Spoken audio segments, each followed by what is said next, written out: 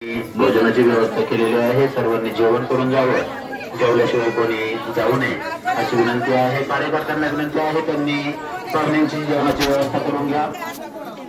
सर्व पाहुण्यांना विनंती आहे जेवणासाठी ताबडतोब बसून घ्या.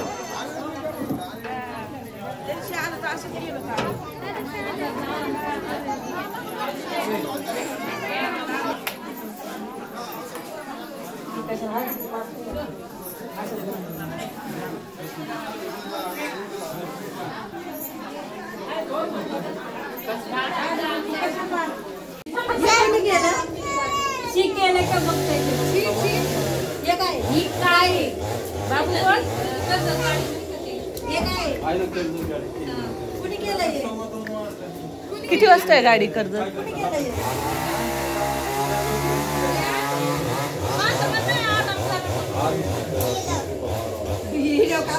हा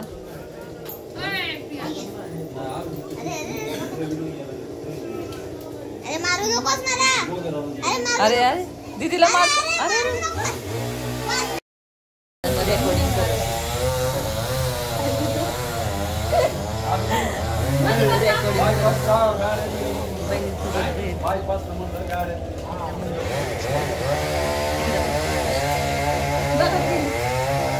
बघा किती घाई जायची न्यायची बी कुठे बघतोय माझा बाबा.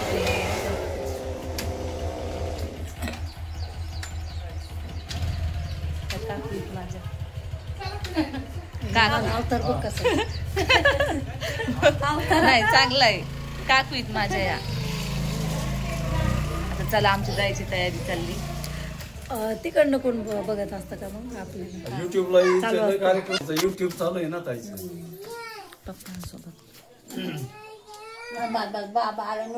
सगळे पाहुणे गेले म्हणून चला आता मला जायचंय कर्जतला. आणि मग आता प्रिशा रडायला लागली. तिला ती गाडीवर 2दा चक्कर झाले ना. तिच्या पप्पा पुढे गेले त्यांना मम्मी ती माघार आहे तिला दोघं गेले. हा तेच ना. इकडं बहिणी बसल्या, इकडं प्रियांका. हा जमाच बॅग आण बा जा. लागली रडायला. नको रडू बाबू. जायचंय मामा येतोय आता मग जायचं तुझ्या. काय बोल मम्मी मग काय चाललंय? आपल्या आजीचं तर कळालंच असेल त्यांना. तर आजींना झाड कापायचं पण काम झाले, काम चालू त्याच्यामुळे जास्त आवाज व्हिडिओ मध्ये खरखर येतो. काय झालं? तर आजींना वहिनीला दाखवा झाड. मेंदूचा पॅरलेस झाला. तर त्यांना हॉस्पिटलमध्ये सांगितलं होतं की म्हणजे ज्यावेळेस त्यांना हॉस्पिटलमध्ये आणलं तेव्हा पूर्ण शरीर त्यांचं गार पडलं होतं. हात पाय फक्त आहे ना आपलं हृदय काम करीत होतं. त्यांनी डोळे नाही उघडले, कधी आमच्याकडे पाहिलं नाही, बोलला नाही, काही नाही. परिस्थिती त्यांची खूप बिकट होती. म्हणजे अशी होतं की त्यांची परिस्थिती की त्यांनी हॉस्पिटलमध्ये नेल्यानंतर कधी चहा आपलं ते पाणी नाही घेतलं ना, चहा नाही घेतलं, काही ना. आमच्याकडनं डोळे उघडून पाहिलं ना, आमच्याशी बोलला ना. तर फक्त त्यांचं हृदय चालू होतं. मग त्याच्यानंतर आम्ही डिसिजन घेतलं की हॉस्पिटलमध्ये ठेवण्यात काय अर्थ नाही. प्रत्येक माणसाची प्रत्येक म्हाताऱ्या माणसाची एक ख्वाहिश असते की माझं मरण आहे गावीच यावं माझ्या घरी. मग आम्ही निर्णय घेतला. मग एक चालाय त्यांना 2 दिवस चालायचं. तर मग मी म्हटलं नको इथं नाही ठेवायचं, आपण त्यांना आमच्या गावीच घेऊन जाऊयात. तर आणलं. त्याच्यानंतर आता काही 3 दिवसच राहिलं नाही. शरीर तर त्यांचं पूर्ण गारच पडलं होतं. ते त्यांना जेव्हा अटक आला ना तो त्यावेळेस त्या पूर्ण अर्ध शरीर त्यांचं हे झालं, म्हणजे कामातून गेल्यासारखं झालं. मग इथं आल्यानंतर त्या 3 दिवस त्यांना खूप म्हणजे त्रास झाला. आम्ही तो त्रास शब्दात नाही सांगता येत. आम्हाला त्याच्या फिलिंग होतात. फक्त हृदय म्हणजे त्या म्हणजे असं होतं की आयुष्यभर तुम्हाला सांगितलं का माझे दातात 3-4 दात पडले, पण आमच्या सासूबाईचे एक दात नव्हता पडला. केस पण कमीच पिकले होते. म्हणजे इतक्या स्ट्रॉंग होत्या त्या. म्हणजे कंटिन्यू त्यांच्या जेव्हा आंघोळ करायच्या तेव्हा कंपल्सरी त्यांचे असं डोक्यावर आंघोळ असायची. त्यावेळेस त्यांचं भरपूर असं डोक्याला तेल लावलेलं असायचं. असं म्हणजे पहिल्यापासून आपण त्या शरीराची निगोती घेतली तर आपलं शरीर स्ट्रॉंग राहतं. आणि एक महत्वाची गोष्ट सांगायची की ते 91 वर्ष पूर्ण झालते त्यांना. आणि गावी जेव्हा म्हणतो ना, गावी तर मला असं म्हणायचं गावी जेव्हा आपण राहतो तेव्हा आपलं आयुष्य वाढतच, कारण सुदृढ हवा असती आणि खाणं विदाऊट केमिकलचं असतं, तर तसंच होतं त्यांचं. सगळ्या गोष्टी स्ट्रॉंग होत्या तब्येतीने. तुम्ही पाहिलेले व्हिडिओमध्ये रुपाली ताईने दाखवलेले तुम्हाला त्यांची ते तब्येत कशी होती ती. आवाज एकदम त्यांचा भक्कम होता आणि शरीर त्यांचं एकदम. डॉक्टर पण ज्या वेळेस ऍडमिट केलं त्यावेळेस डॉक्टर म्हणले आजीची एकदम तब्येत म्हणले मजबूत आहेत. आजी म्हणले ते मजबूत आहेत अजून. बरं मजबूत एकदा माणसाला मृत्यू आल्यानंतर, एकदा त्याचा वेळ आल्यानंतर मजबूत असो या कसं असो, ती वेळ घेऊनच जात असते आपल्याला.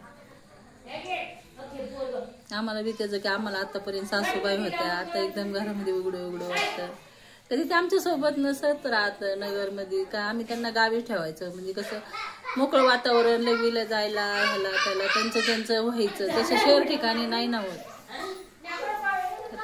तर चला आता जायचं. आज त्यांचा 7व्या दिवसाचा कार्यक्रम झाला. आमची पुतणी आली होती, रुपाली ताई आली, तिचे मिस्टर, ते पण सगळे पाहुणे, भरपूर पाहुणे. आणि मुळात म्हणजे तुम्हाला एक गोष्ट असे सांगायची, जेव्हा आजी वारल्या त्यावेळेस इतका पाऊस होता काय सांगायचं. पण त्यांना अंत्ययात्रा निघली त्या तयारीच्या अगोदरच पाऊस बंद झाला. म्हणजे आम्हाला निसर्गाने बी खूप माणुसकीची साथ दिलेली, हे मला तुम्हाला खरंच सांगायचं व्हिडिओमध्ये. आता कार्यक्रम पण आता पण आपला 7व्याचा कार्यक्रम पूर्ण झाला आणि माणसं जेवाय बसले, जेवण वगैरे झालं आणि खरंच पाऊस सुरू झाला. आपण म्हणतो पण निसर्गामध्ये पण माणुसकी तो जपतो. माणुसकी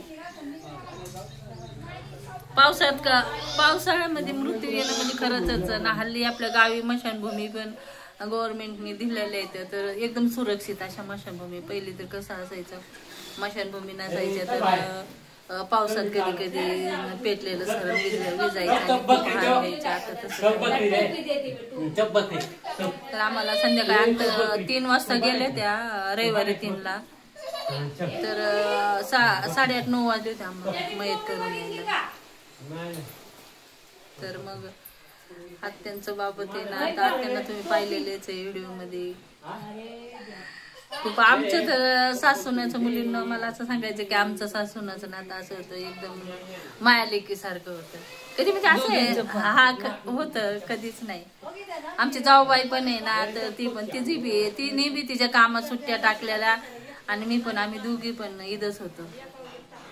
तेव्हा ती पण तशीच बोलली, जाऊ दे. आम्हाला म्हणली की आपल्याला कधी आत्याने आपल्या सासू, मी तुमची सासू आहे असं कधी दाखवलं नाही, म्हणजे मुलींसारखं. आणि मुलीची फिलिंग ज्यावेळेस आम्ही सुना म्हणून राहिलो, तर पण जेव्हा त्या जाण्याची वेळ तेव्हा आम्ही त्यांच्या खरंच मुली म्हणून राहिलो, म्हणजे मुलगी असल्यासारखंच. पण ती पण बोलली की नाही का, नाही आपण थांबायचं बाई, मुलगी त्यांना मुलगी नाही काय नाही, आपण थांबायचं ना आपलं सासू द्यायचं. किती जाऊ द्या सुट्ट्या. आता तुम्हाला तर माहिती दिवाळी जवळ आली आणि सगळे सणाचे पिरियड आहेत, सुट्ट्या भेटत नाही. तर आम्ही दोघींनी थांबलो. तर आज रुपाली ताई आता परत निघाली काय 5 मिनिटासाठी. लय पाऊस